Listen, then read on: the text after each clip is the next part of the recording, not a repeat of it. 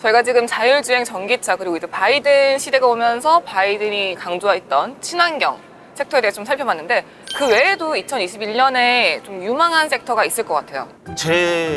이거 또 가족 얘기 또 나오네. 또 딸아이가 네. 우리 딸이 딸뿐만 아니라 와이프도 네. 맨날 핸드폰을 두고 뭐 하나 봤더니만 웹툰을 보고 있는 거예요. 웹툰. 웹툰의 시장이 커지고 있다는 것은 알았는데 이제 그 피부로 가족까지 침투했구나, 이 웹툰이. 네.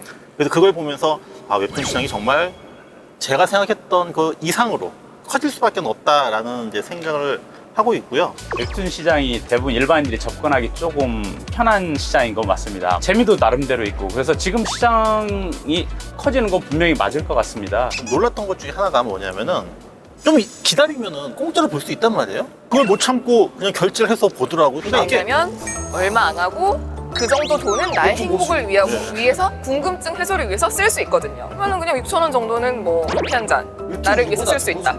이 정도죠. 웹툰은 우리 남희 씨가 전문가. 예, 그냥 거의 봐요? 예, 네.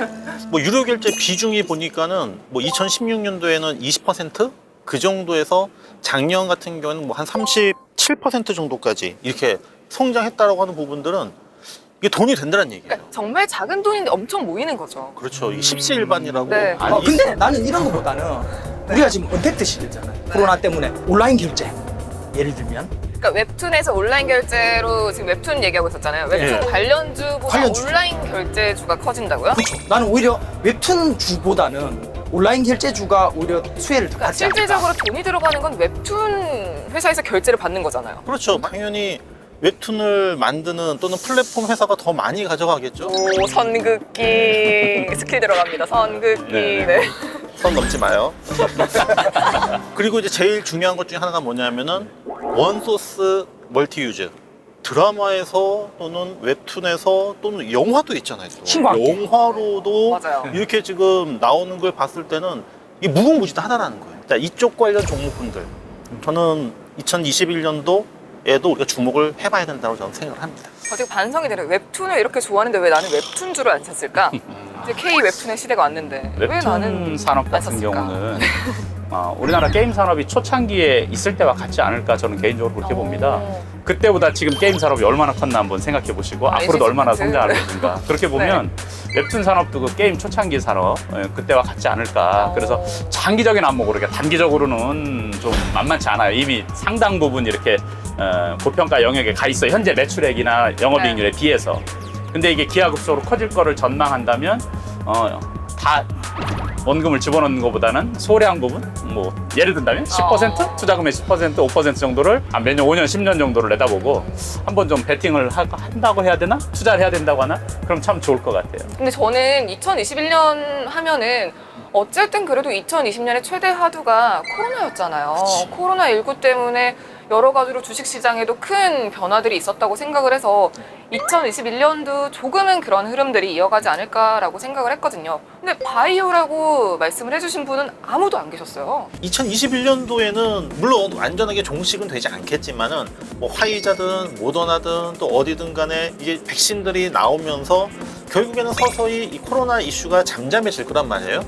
그러면은 2020년도에 코로나 이슈 때문에 움직였었던 많은 이런 바이오 섹터들이 2021년도가 됐을 때도 이러한 그 뜨거웠었던 그 이슈들을 이어갈 것인가 라고 본다면은 아니다라는 거죠.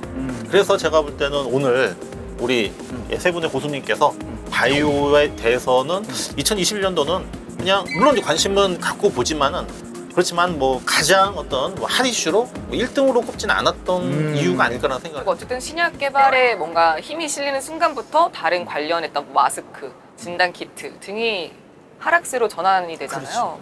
우리 박정석 교수님의 의견은 지금은 끝물이다.